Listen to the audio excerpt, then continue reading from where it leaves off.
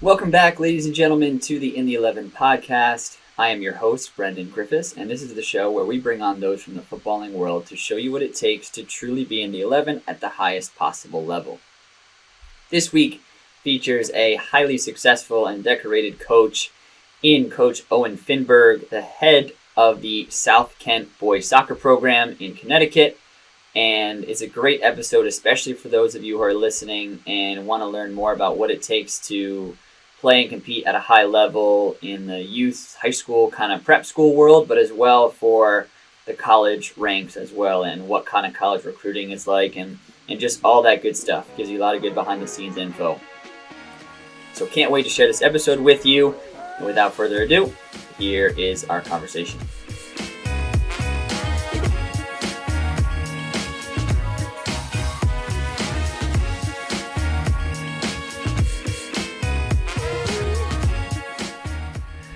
All right, ladies and gentlemen, we are here with Coach Owen Finberg, the head coach of the South Kent boys soccer program in Connecticut. Super excited to hear a little bit more about his program. His school has had tremendous success at the prep school level for many years now, so can't wait to learn some insight from him and kind of just get a feel for what prep school soccer is like and maybe dive into a little bit of his coaching career as well. So, Coach, thank you so much for being on the show today. Yeah, thank you very much for having me. Looking forward to being here on In the 11 pod, and really appreciate it. Yeah, absolutely. Happy to have you. So, first off, let's go a little bit simpler here for those who maybe are unfamiliar with just maybe we have listeners from outside of the country. We have listeners who are just trying to learn a little bit more about soccer, and soccer sometimes in America can be a bit of a wild landscape. There's so many different levels to it. There's so many different routes you can go in terms of you being a youth soccer player. So, kind of who finds a home at South Kent in your soccer program? I know it's a prep school, but maybe if you want to dive into a little bit more about what exactly your school is. Yeah, so South Kent School is a traditional prep school, which means that it has grades 9 through 12 or freshman through senior year, in addition to a prep year or a postgraduate year, which would be guys that have graduated from high school and are taking an extra year or a gap year to help further prepare them for college life, whether that be academically, athletically, or socially. And the prep school sort of makeup includes a lot of different things, and certainly specifically here at South Kent, and that is definitely a college preparatory education, where you're taking, a higher, more focused level of academic courses that are going to translate to having you ready for college level work. That's, first and foremost how these kind of schools were founded. The majority of them are located here in the New England area, but you do have them all around the country.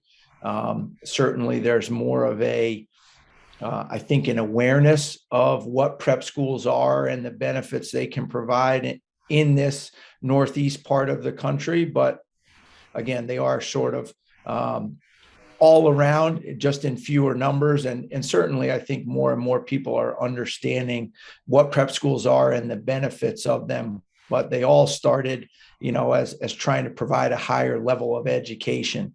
South Kent has been around for almost 100 years. Our 100-year centennial is coming up next year. Some of them have been around as long as the 1700s, 1800s.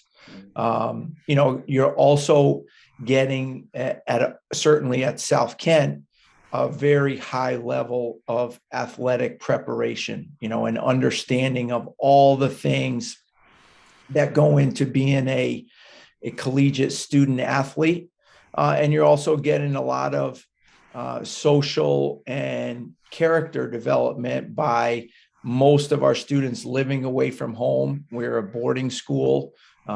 We do have some day students, but the majority of our students are living here on campus and go through the maturation that comes with understanding, what you need to do to kind of take care of yourself, so to speak, in that environment, but also, a dedicated character development and residential life curriculum to help people grow as young adults as well. Yeah, and you touched on it a bit from the academic perspective as well as the social perspective, how this can be a really useful program to set you up for college life or beyond. With more rigorous academics and then obviously living away from home, that's kind of the perfect initiation for you to understand what college life is like. Could you dive maybe a little bit more into, from the athletic side or specifically the soccer side for you, how is this, what separates an athlete who comes to South Kent in terms of their college or their soccer education than a player who's maybe just playing high school soccer or just playing club soccer? Well, I think that those couple things that are also part of the experience here are really things that separate us from a lot of other soccer experiences in the country. The residential environment, the opportunity to combine your education, not only as a student, but just as a person with, playing at a really high level is something that sets us apart. There's very few residential programs in the US that, allow you to combine those things together. A few of them are connected with MLS academies. You do have other sort of prep school environments, but the opportunity to do that is something that's unique. And I think often in youth soccer in our country, I don't know if forgotten about is the right word, but certainly not addressed at the level that we do here. And I think, sports and certainly soccer specifically, and in my mission and opportunity to work with young people, teaching them the values that are going to help make them successful players, but more importantly, are going to help make them successful people is really what coaching should be all about. And I think, whether it's, arguing with the referees or the other team or the way guys conduct themselves, you see examples all over the country in our sport and many others that, those things clearly are not being, sort of put at the forefront of what guys are learning in a lot of different environments. For us, from a soccer perspective, not only do you have those sort of things, but you have the opportunity to, live and work with your teammates and get to know them in an environment that fosters really deep and meaningful relationships, rather than coming back from practice, after an hour and a half, a couple hours, where maybe that's really your only interaction with your teammates. And obviously, as you move to college, you have that same sort of setting where you have to, work together, on and off the field for the betterment of yourself, your team, but also the program that you represent is a really big part of that process of being a college student athlete. And I think you have all the other things that go along with that as well. It's not just, a very high level of coaching and training, of competition, but it's also the other things that go into helping you be the best athlete you can be. And for us, that's, a full-time strength and conditioning program with certified strength and conditioning coach, yoga, with certified yoga instructor, sports psychology, nutrition program. And certainly a big part of our program is the, college process and helping not only prepare guys for that next step, but helping them to go through the process of finding those opportunities and, matriculating to really top level universities and college programs as well.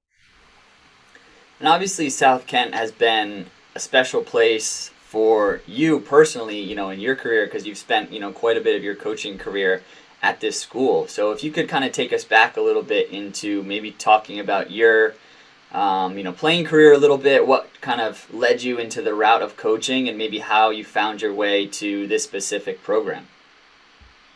Yeah, I grew up in upstate New York. Played for a very successful high school coach and program, and had a lot of success at the high school level and with club and ODP in New York State. And then looked at a number of different colleges. Ended up going to Guilford College in Greensboro, North Carolina. Enjoyed playing down there. Was successful on the field. Worked a little bit with the Carolina Dynamo, and had started, my training and coaching while I was still playing down there in Greensboro.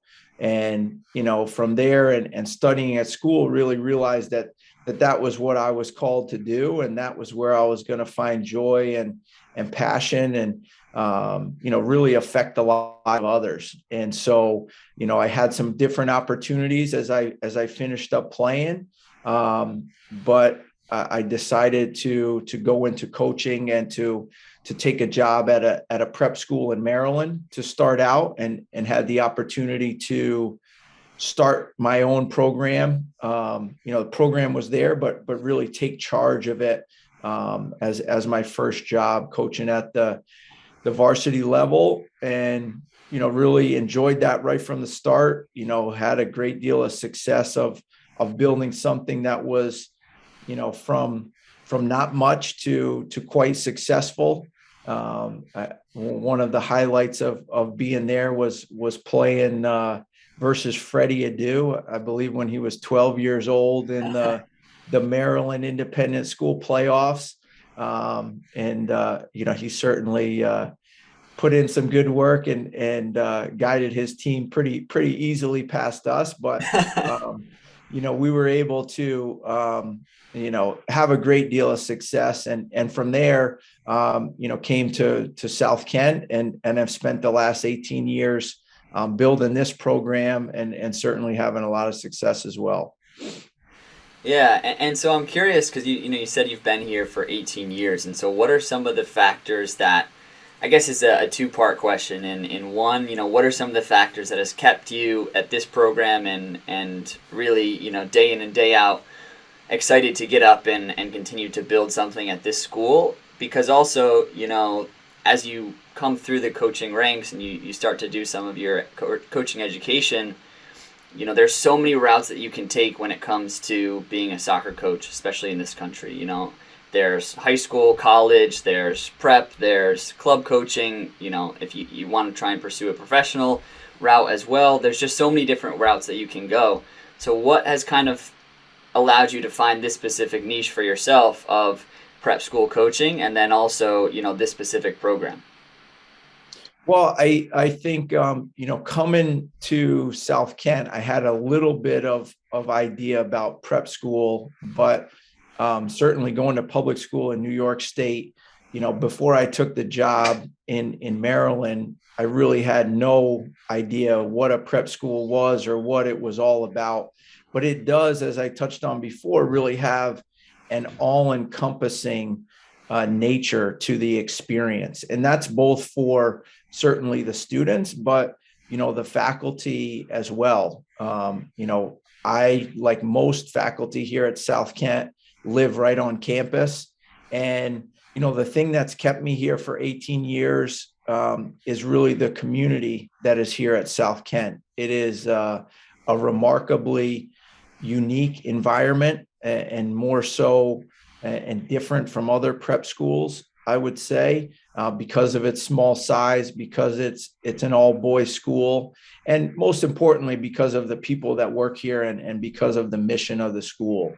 And so, what has kept me here is certainly that special community, and the opportunity to have such a big role in it.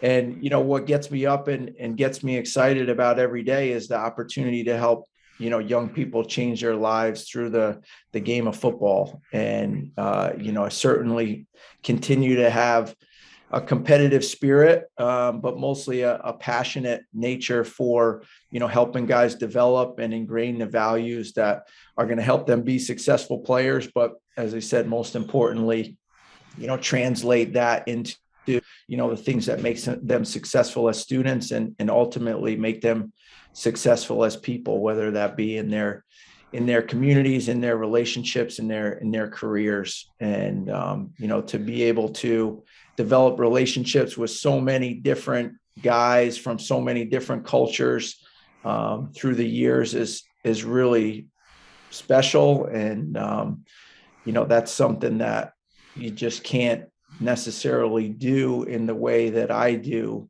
at many other places. Yeah, how unique of an experience does that make the South Kent experience? Because I know it's something I've spoken about at length to people about. Once I was at a school where I was able to play with players from all around the world, it completely changed my perspective kind of on the game, but just, it opens up your perspective to so many other things in life in general, just interacting with people from different cultures and different parts of the world. And obviously, as you just mentioned there, South Kent features players from all around the world and all around the country, and it's something that you're not going to get if you're just playing high school public soccer for everyone that's in your same town. How much of that factors into creating a really unique and special environment in your soccer program? Yeah, I think it's extraordinary. I think a lot of prep schools have, a lot of diversity compared to the public school setting, perhaps. But as I said, just the small nature of the student body here at South Kent, and as far as the enrollment size, really makes it stand out even that much more. We have 22 different countries represented in our student body this year, 11 different countries just in the soccer program, and about as many different states represented as well. So it really is a global community. And I think that, as you said, really gives guys an opportunity to, have the empathy and the understanding of, what other people come from, what they've gone through, what life is like in different places, certainly what soccer is like in different places, or football as it is in most places. And I think that's really an unbelievable growth experience for a young person. A lot of times you don't get that unless you travel or live outside of the United States. But for our American guys, it's unique for them to be able to do that here. And certainly for our international guys, it's unique to be able to come and study in a different country and have that experience here. We have guys that, go on spring break with their friends and their teammates to international, destinations. And we have international guys that celebrate Thanksgiving and all that means, to give thanks for the blessings that they have here for the first time with some of their American teammates. And, to see guys that, are connected together, through all those differences, but because of their similarities and the experience that they have here through the generations, and take part in their weddings and, all that sort of stuff is really extraordinary. Yeah, and you use that word community quite a bit, which I like, and I sometimes use the word culture as well. And I'm curious to see, when you're out and you're looking for prospective student athletes to come in and join the program, there's a certain weight to what you're describing, in that these are going to be people that are not just interacting, within the pitch, but also they're going to be, in each other's lives for extended periods of time. They're going to be spending Thanksgiving with their families and doing things that create much deeper relationships than just in between the white lines, right? So how much of what you do when you are speaking to a prospective student athlete, how much of it comes down to, are you going to be a good fit for what the culture of our program is? Because I think you hear a lot of that, especially from college coaches, of, sometimes it's not always about just who's the best player, but it's also about, can you come in and can you fit into our culture? Yeah, I think that that's a huge part of what we do because it's so much more than soccer, and you have to be able to live and work and do all the different things that we're going to ask you to do here at South Kent, whether that's attending chapel or community service or jobs around campus. We want good people first. And, certainly there's an element of growth and learning that we're trying to provide and help foster that is inherent with the adolescent years. Not everyone is going to be of the same character or be at the level of let's say an adult, because they're not. So you have to be able to understand and work with kids because that's what they are, and deal with some of the mistakes. But you have to have young people that are going to buy into that all around experience and that understand that the journey is the reward. That's where they're going to learn about themselves. That's where they're going to grow. It's not all going to be perfect. You're not, everybody's going to be the star, going to play 90 minutes, going to deal with the difficulties and the challenges of growing as a young person perfectly, because that's not how growth happens.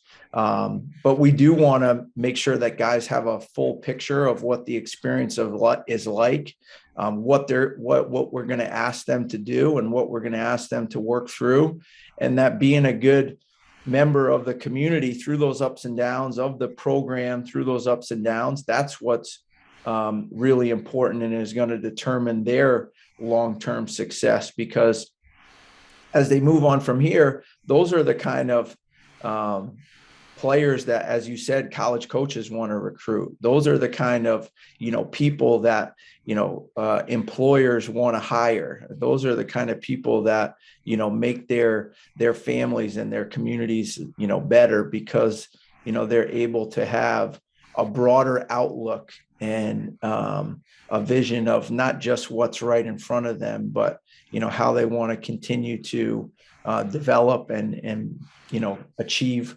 what's in the bigger picture. Yeah, do you find ever any challenges with, you said you have players who come in as freshmen, right? And you have players who come and do their post grad year, and I think that's such a difference in maturity level and just places in which they are in their life, right? I think you could probably compare it to a freshman and a senior in a college program, but even that, I still think that a freshman in high school compared to someone who's doing a post grad year, it has to be something that has caused maybe challenges for you in the past of being able to meet everyone where they are, and find a way to bring everyone towards a common goal. Is that kind of a unique challenge that you face within the program sometimes? 100%. I think, there's, you talk about the difference, right? Freshman and senior high school, freshman and senior in college, same name, same grades, but total different place in life. We're dealing with kids from 14 to 19, and obviously typically your freshmen are in college are maybe 18 to 23. So there's I think there's a real benefit to guys being in our program from a soccer playing standpoint, in that, you're playing with a multitude of age groups, right? Which doesn't happen in a lot of other places in American soccer. You play with your same age group all the time. And when you get to college, that's a huge shock.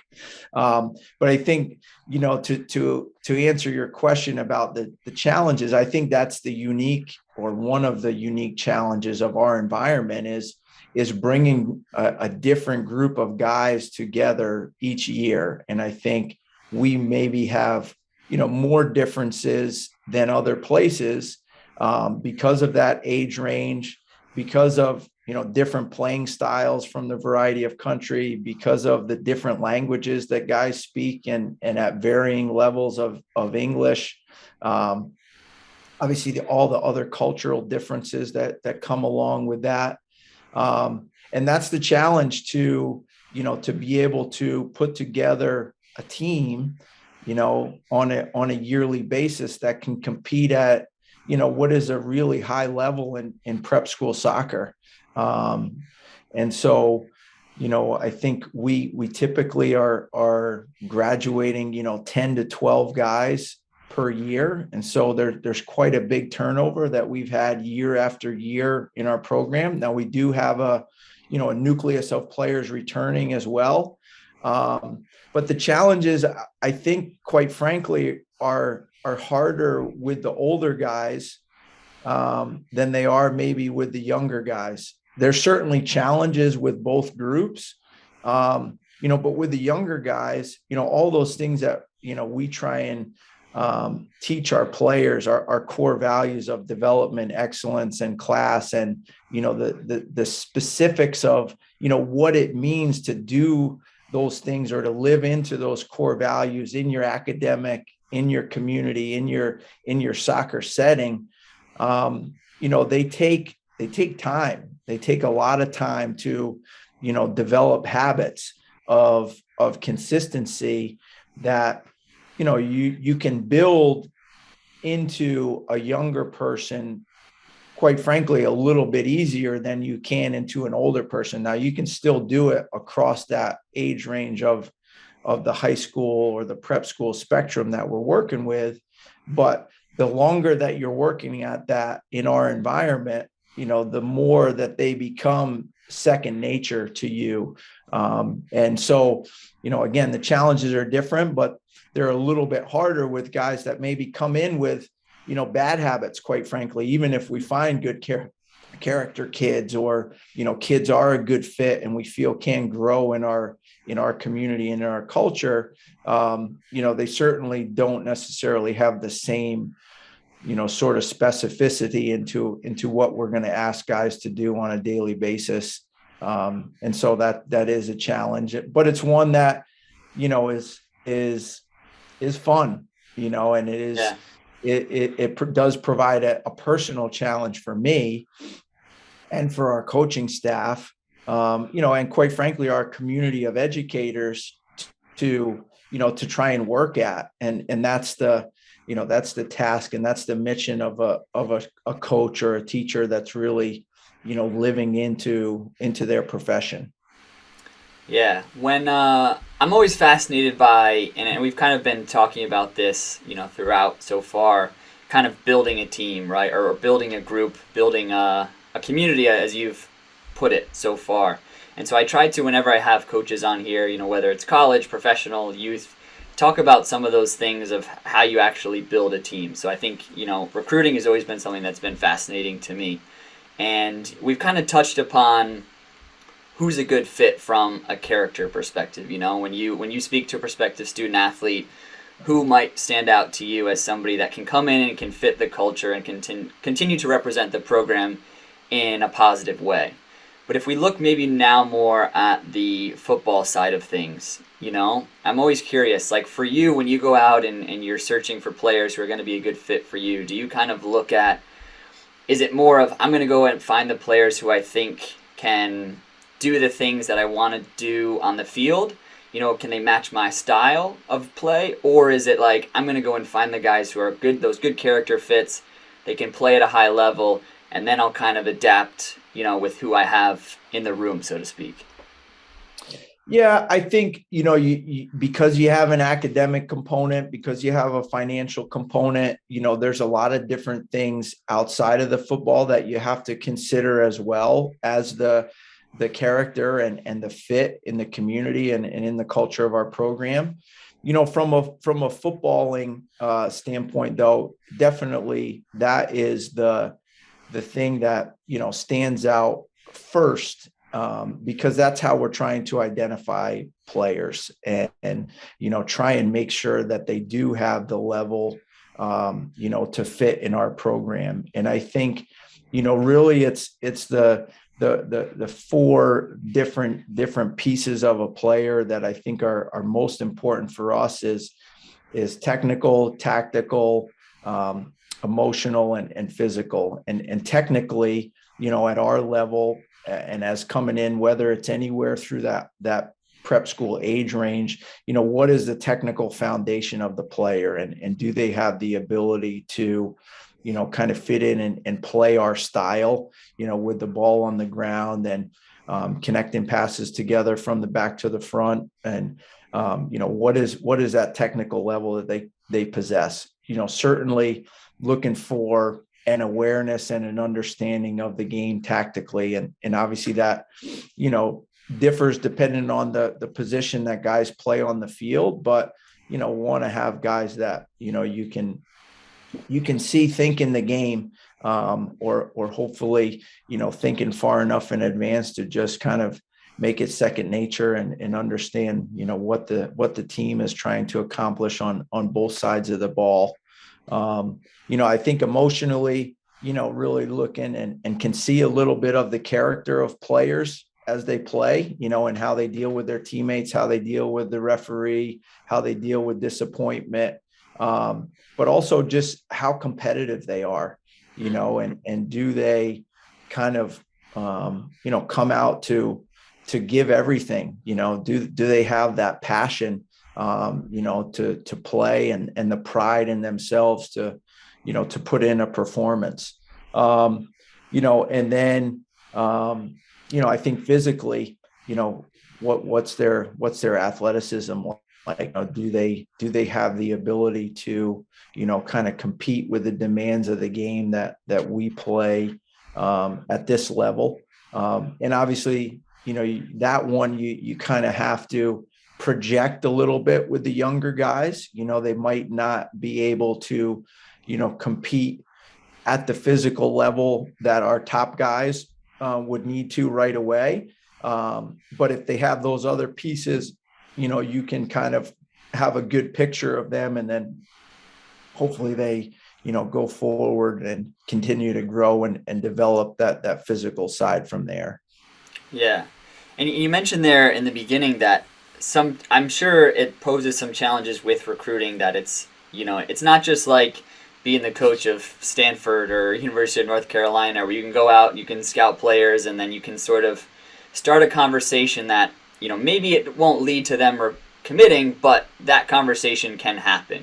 They can continue to communicate, and, they can kind of express their interest to whatever players are out there. Well, that's not always the case for you, because there are some, layers to this of, are they going to be able to fit into this program, right? Because prep school isn't going to be for everyone, and obviously we've laid out some of the things that are kind of about that decision for players.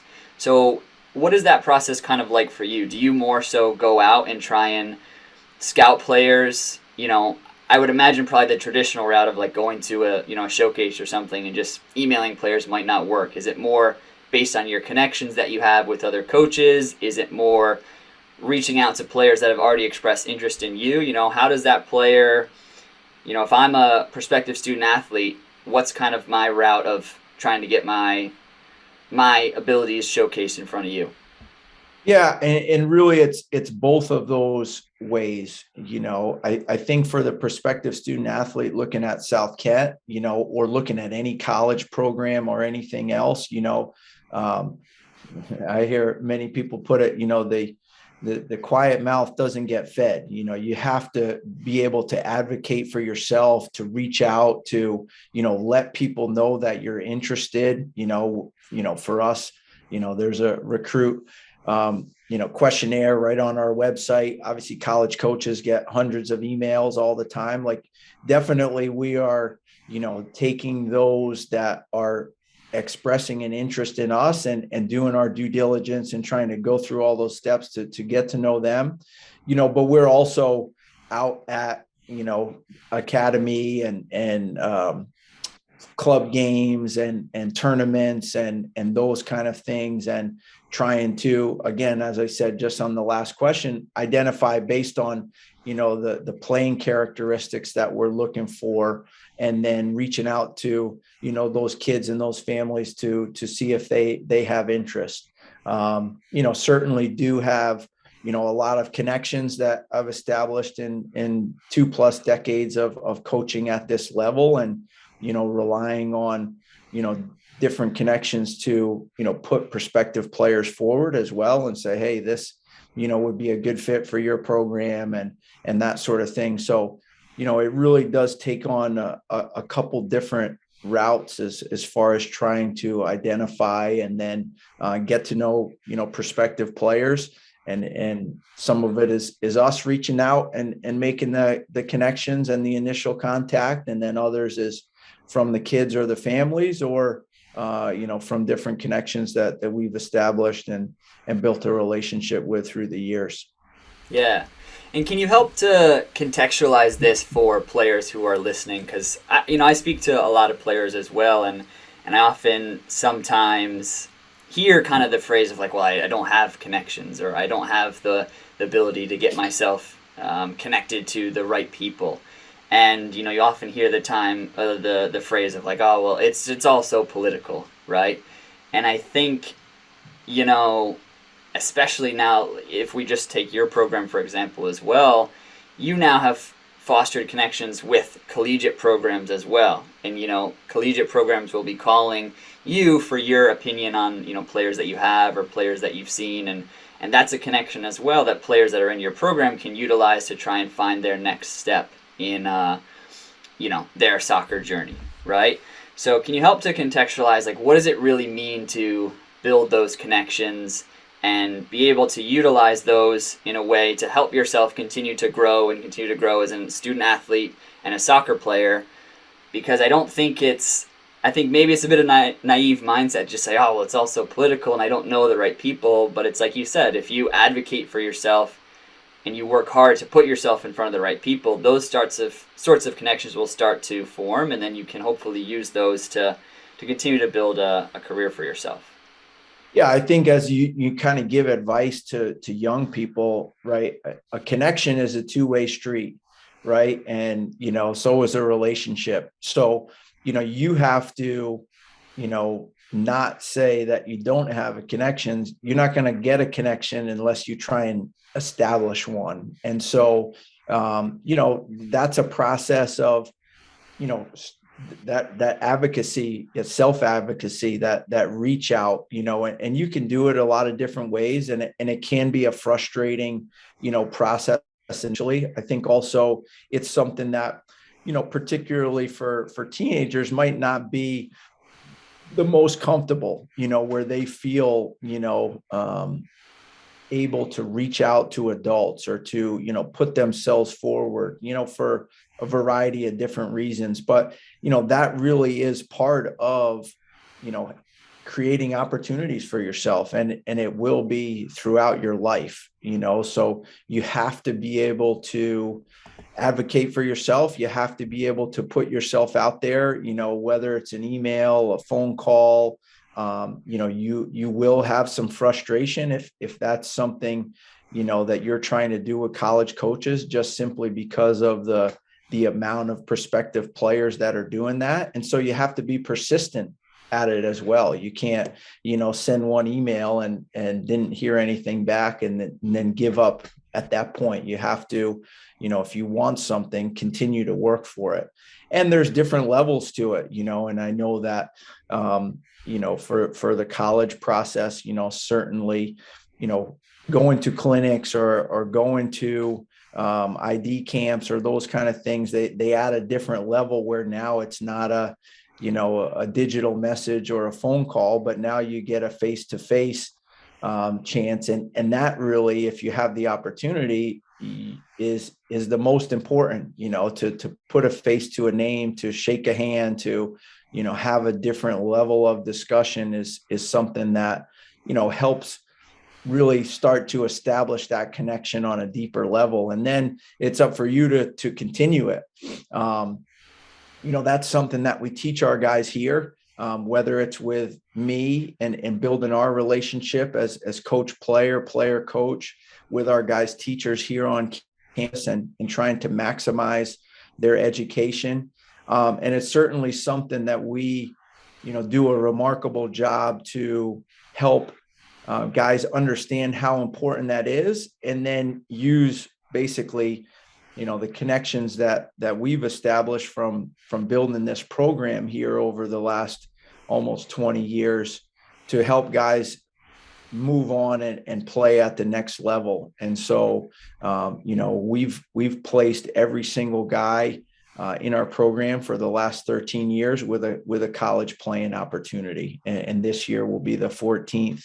And so, you have to also, use those other connections that maybe you do have, club coach, high school coach, other people in the game to help you kind of do or maximize the work that you're doing to establish that connection, to help foster the growth. And that's certainly something that I spend an inordinate amount of time on for each and every guy in our program. And that's why we've had this success moving guys on. But you have to be able to, kind of use the connections that you already do have. And everybody has some, to help you build the next ones that you want to try and establish. Yeah, yeah, and that's a perfect segue into where I wanted to chat with you next because like you said, past what was you say 14 years now, it's going to be every player that wants an opportunity finds a right home for them post South Kent, right? But I mean the numbers speak for themselves. Just taking a little bit of a look at your program, I think what is it 85 players, and I don't think that counts now this current year of players that have gone on to play Division One level. I have the list of Division Two and Division Three. I couldn't even put a number on it because there were so many players that have gone on to those types of programs. A couple players who have had professional opportunities as well. What does that process mean for you? Being able to place so many players at those different levels and in extremely high level programs, how rewarding is that for you as a coach? What does it mean to the program of South Kent? And yeah, maybe you just want to kind of touch a little bit upon that transition process because it's really an impressive feat. Yeah, thank you. And it's a testimony to all the guys' hard work, certainly the players first and foremost, but everybody here in this community, because as you're going to college, it's a lot more than just being a good player, and certainly that's really important to play at any level of college soccer. But there's so much more that goes into it. And, I think that it is super rewarding, and it's rewarding, to have certainly sent so many guys to play Division One and guys winning national championships and doing great things. But it's rewarding at every level, Division One, Two, and Three. For us, it's really about, finding the right fit for each kid. And, we want to make sure that they get the experience of knowing that, life is a lot more than football when they're here, and to develop themselves as a person. And as they're looking at college, to most importantly, find the place that they're going to get the best education. But they're also going to feel, that they're part of the right community for them. And there's a lot of different kind of colleges that you can go to. But we want to look at, what are those different characteristics that are important to each student athlete, and then try and open up as many different opportunities that kind of fit the mold of what they're looking for. And obviously the playing is a big part of that. Guys come here because they want to be the best student athletes they can be. They want to play at the highest level. That's not the same for everybody, but, I played Division III.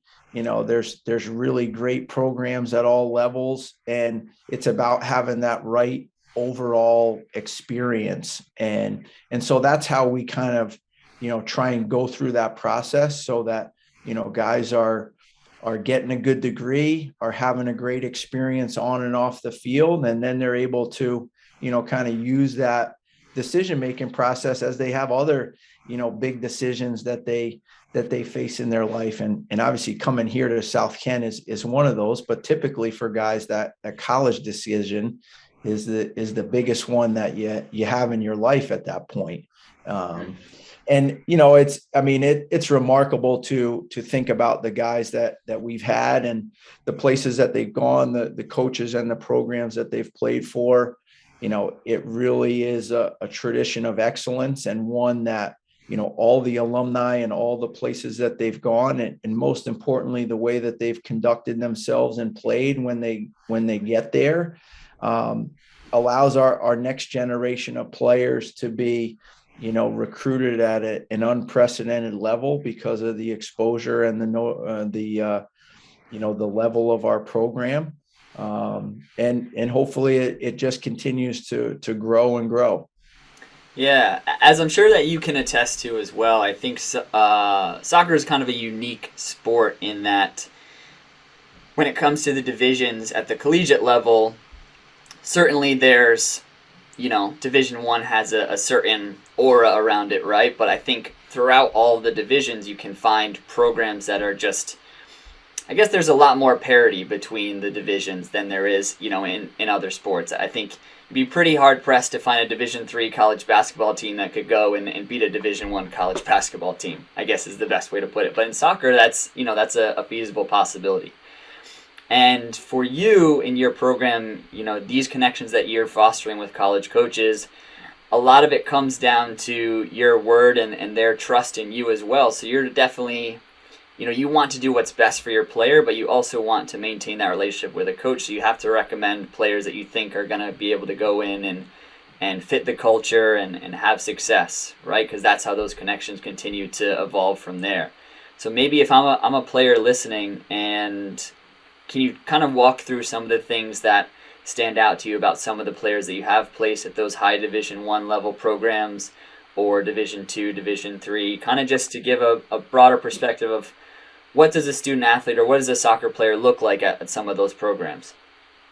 Yeah, I think, it's such a similar environment. Obviously, it's a little bit smaller here as a prep school, but I think that that's one of the things that we speak about with our recruits and our guys is, all the things that you're asked to do here are going to be the things that you're asked to do at the college level, whether it's Division One, two, or three, and that's in the classroom, around the community, and certainly on the field.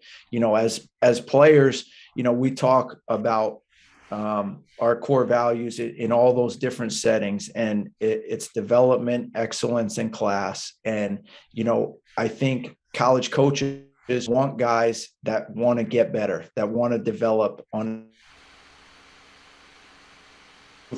all the different attributes that you bring to the game, on a regular basis. Are you working to get better in the things that, allow you to perform at a higher level?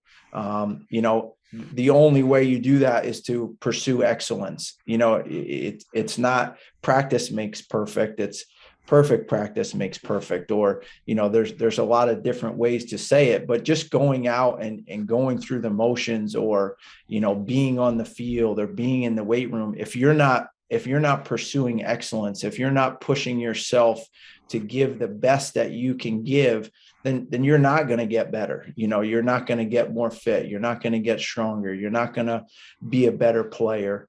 And you have to conduct yourself with class. You're a representative of, first and foremost, yourself, but then your family, the program, and the university or the institution.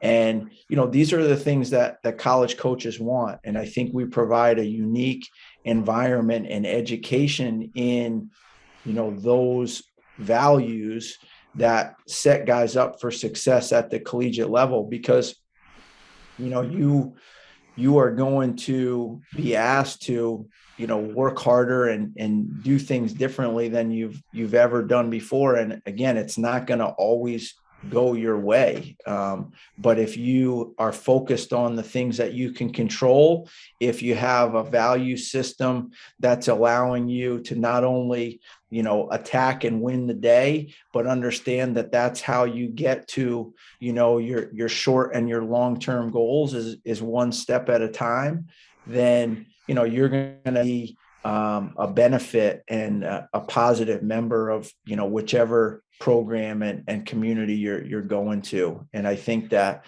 year in and year out, our guys have shown that at the collegiate level with, rookie of the years, or stepping into big roles as freshmen, or, player of the year, or part of, championship winning teams, but also in their academic performance and awards and, the other things that they do around their community and the way that they give back that, has allowed them to be recognized, and most importantly, allowed them to be, proud of themselves and for us to be proud of them, whether they're recognized or not, because they're going about, representing themselves and us and, everything that they stand for in the right way.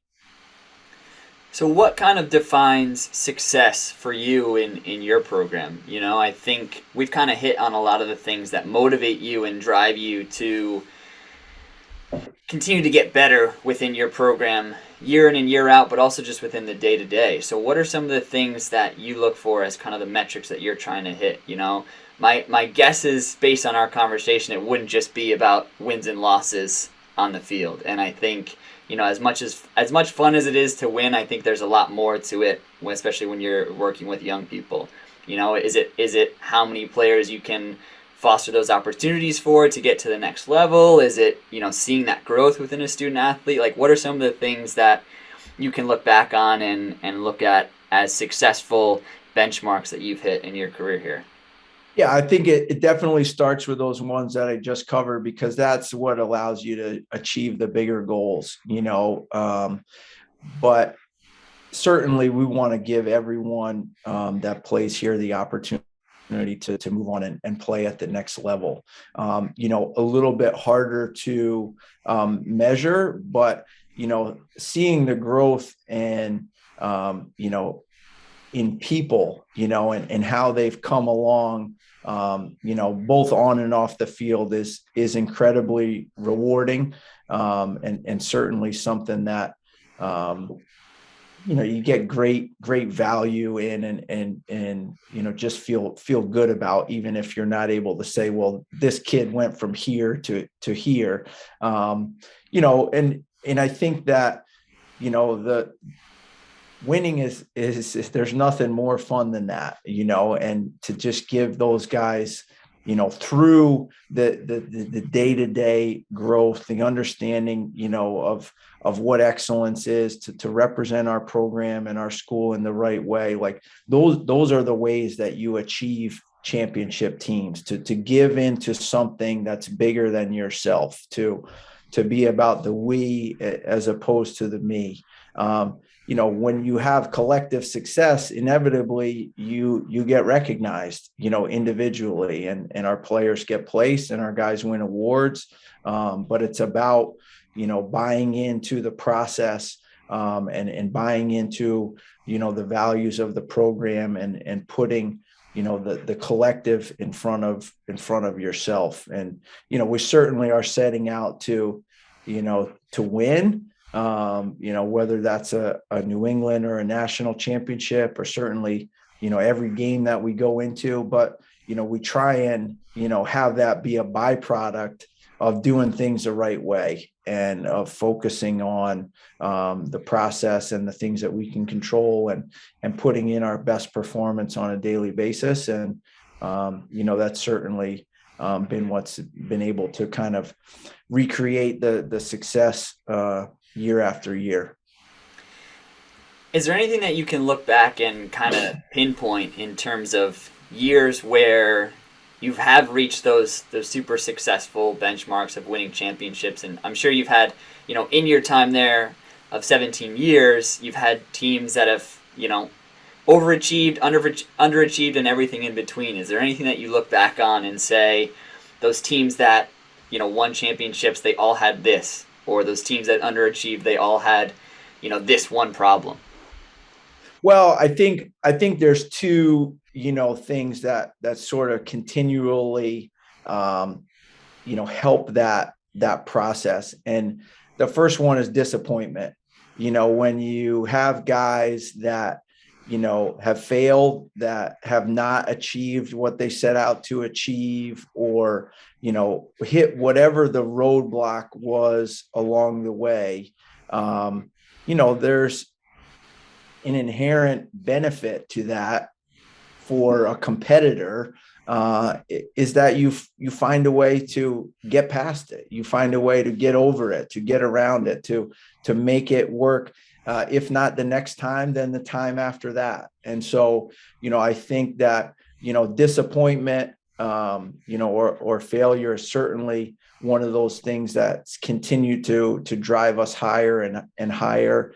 And that's difficult when the group changes every year, because sometimes sort of have a mindset of, oh, I'm playing for South Kent, and we're the best program, and that, but you haven't been through the battles that it took to win the last year, or you haven't lived through the disappointment and know how hard it really is to represent a program that's continually at the top.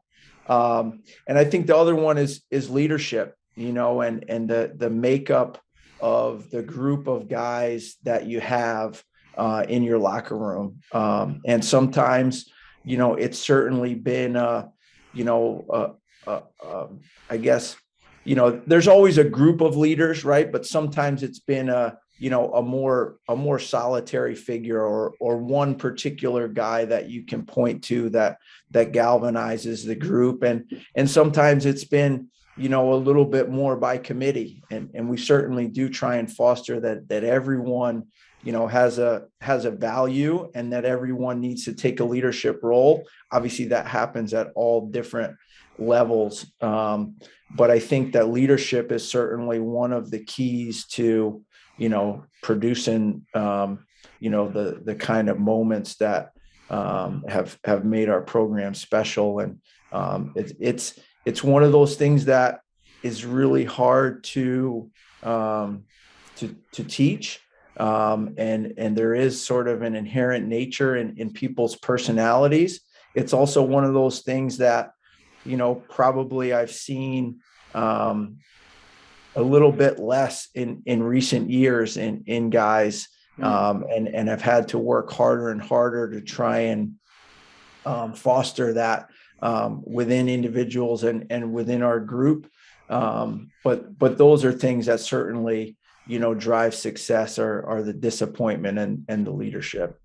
Yeah, it's interesting that you mentioned that disappointment and failure piece. I saw an interview recently with Kirk Cousins, and for those of our listeners who are that dialed into soccer and don't know, Kirk Cousins is an NFL quarterback, and he was saying how he felt like, if I had come through high school and was a big 5-star recruit and went to a school and started right away, he's like, I don't know if I would have made it, or if I got drafted in the first round and had all the hype around me. He's like, I don't know if I would have had the success I would have had if I walked in right away and they just handed me the starting position in the NFL because I was the top pick.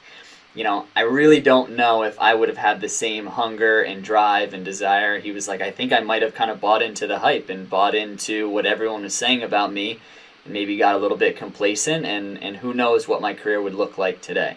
And so I think it's interesting that you mentioned that it seems as if most athletes who go on to have that success, there is, a period where they're overlooked, or there is a disappointing loss or failure, or it seems as if there has to be some sort of adversity in order for that team or that individual to kind of rise to the occasion. Well, I think, it's one of those things that draws people to our program. And it's one of those things that keeps people away from our program, is the competitive nature of it, and that goes for players and parents.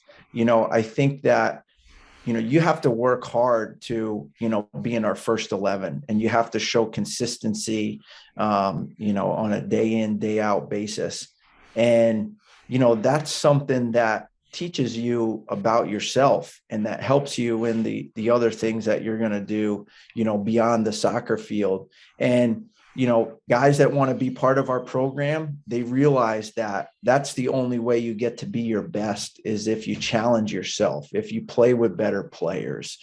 And some guys decide that, what, I want to start games, I want to play 90 minutes, and you can't tell me that I'm going to do that, then I'm going to go somewhere else and play.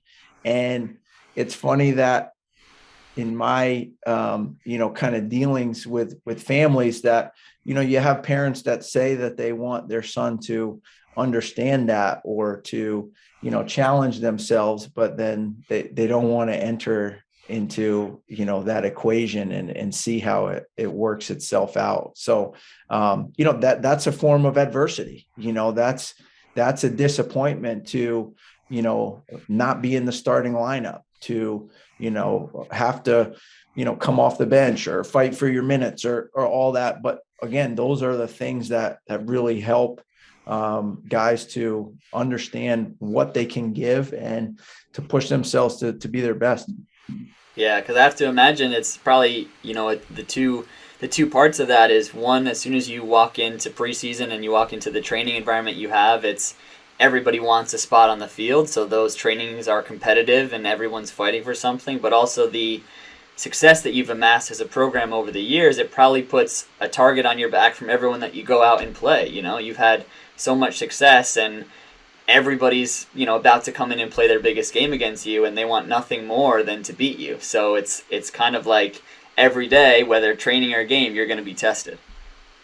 100%. And you have to, it's hard to, our trainings are super competitive, but it's hard to recreate that with the guys that you play every single day against. That there is a different level. Obviously, that's why trainings and matches are different. When you go into a match, but we certainly have the bullseye on our back, and that's every single match that we play. And so you have to sort of understand and push each other to be your best on a daily basis in the training environment. Otherwise you're not prepared. And that's the challenge year in and year out with a new group of guys, to understand that, the stars on the shirt take a lot of hard work. You don't just put on the jersey and expect to go out and beat people. Or if you do, those are the days that you get beaten. Yeah. Well, Coach, I appreciate you taking some time out of your day to chat with us and share a little bit more. I certainly learned a lot. I hope the listeners enjoyed it as well. But I don't want to keep you too long, because I'm sure you have to go out and find the next player to be on the pitch for you, or plan a training session or something soon. So once again, thank you so much for coming on and sharing a little bit about South Kent. Yeah, I encourage anyone that's listening to check out the website, southkentschool.org, and really appreciate being on. Thank you so much for having me. Yeah, absolutely. Those that are listening that are maybe interested in the program, it's that website, and then you have a kind of a questionnaire form, right, where they fill out a little bit of, what does that form entail for those who might be listening? So, your basic information in terms of, name, address, email, et cetera, but then a little bit about you as a player. And we're certainly looking to receive a highlight film and get a sense of guys, from an initial video that we can look at. And then again, just kind of build the relationship and get to know prospective kids as best we can from there. Yeah, and those that are stateside, probably sending over a schedule and something like that, if you guys are able to come and see them live, would be beneficial as well. Correct. Yep. And my email's on there, and certainly welcome anybody to reach out, and again, just really appreciate you having us on and giving us a platform to speak about our program. Absolutely. Happy to do it. Happy to learn more about the program as well. Once again, Coach, thank you so much. Thank you. All right. I'll see you later. That wraps up this week's episode. Thank you so much to Coach Owen Finberg for being on the show this week. It was a great episode. I hope that you guys learned a lot and gained some value from it. Thank you to all of you out there listening. Appreciate the continued growth and support of the show. I would encourage you, if you like the show, if you like these episodes, continue to share it, continue to tell your friends about it, and maybe send them an episode that you think would be perfect for them. Helps the show grow that much more and get the good word of the Indy 11 podcast out there to the footballing community. Continue to stay tuned. We've got some great episodes coming up, some really exciting people, some exciting conversations, and I'm excited to continue to bring you some awesome content about what it takes to be a footballer at a high level. So Thank you so much, and I'll catch you guys in the next one. Peace.